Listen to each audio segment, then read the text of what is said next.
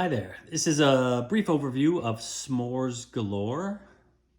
And in this game, you are trying to collect these ingredient cards of graham crackers, chocolate, and marshmallows to recreate the recipes of certain types of s'mores over here. You're always going to have a stack of straight up s'mores, and you're going to have some specialized recipes over here. You can see we've got the Cookie Monster, which is just 3 graham crackers, and Chocoholic, which is 2 graham crackers loaded with 4 chocolate. But really, what you want to do in the game is everyone's going to start by taking one row or column of their choice. And everyone starts with a graham cracker here. As you can see, I've kind of got like a little 2-player game set up. But you choose which row or column you want to take, which is interesting because you can always just take 1 card. You could take 2 cards. You could take 3 cards. Or you can always grab 4 cards. But the trick is you have to add them to your stack and create your s'more in the order that you pick them up. So I'm going to place that there. This is a pretty good start for me. So I'm just going to pick these up, and I have to lay them down in the order I pick them up. And I'm going to put them here. Now what this does now is I always have, once I've picked up any row or column, I get the chance to do 2 actions. I can burn, churn, return. I can score a s'more, or I can pass. I'll kind of explain what those are in a bit, but right now I kind of have a straight up s'more. So if I look at this, I have a graham cracker, a marshmallow chocolate between a graham cracker. Now, 2 little things I can do. First of all, if there's a card I don't want to play it, I can always flip it over to a stick like this. And now I have a perfect straight up s'more. The only thing is that when I go to score that s'more, this stick will go on the campfire, and the next person to score a s'more is going to pick that up as points. So what I would probably do in my hand here is just leave it like that and leave that. I won't do any of my actions, and what I'll do is I will score the s'more from this side, leaving me that one. So if I score this s'more, I pick one of the discard piles. They always have to have 2 different ones showing. And I would take this, and what I'm going to do is I'm going to score a straight up s'more, 2 points. I'll keep that till the end of the game. Then we refill the center here, and play would go on to the next player.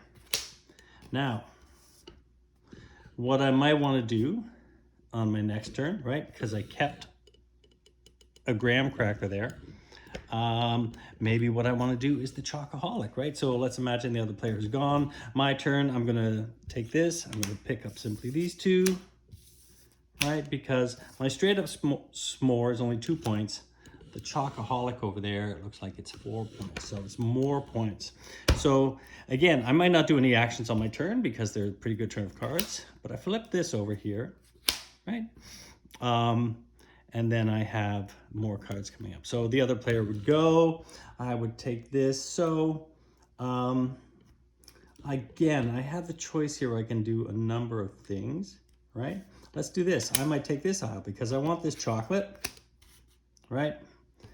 And graham cracker. Now I'm going to explain how some of these other actions work to manipulate your hand to get what you want.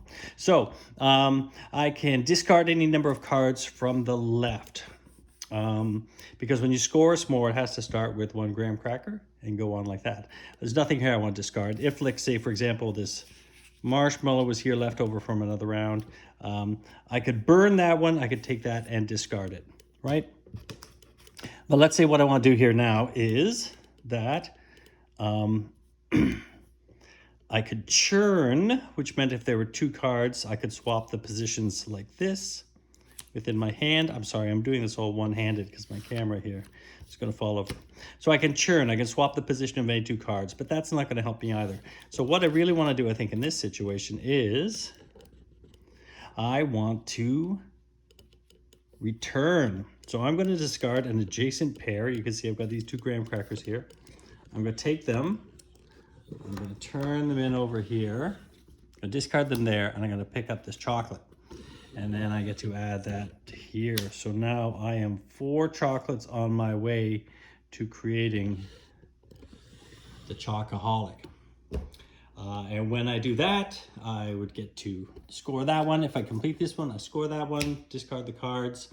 And the game is over when 2 of these scoring piles are empty. So that's a quick overview of the game, how it plays. It's little bit of drawing cards, as many as you want. However, you want to make sure that you either get them in the right order or can get them into the right order using your actions. Otherwise, you're going to make sticks that are going to be left on the pile for other people to pick up. So it's set collection, trying to make these different sets up here, the specific recipes. It's hand management by using the actions to get your hand into the order you want, and scoring for these variable scoring cards here. And that is basically the game. Thank you very much.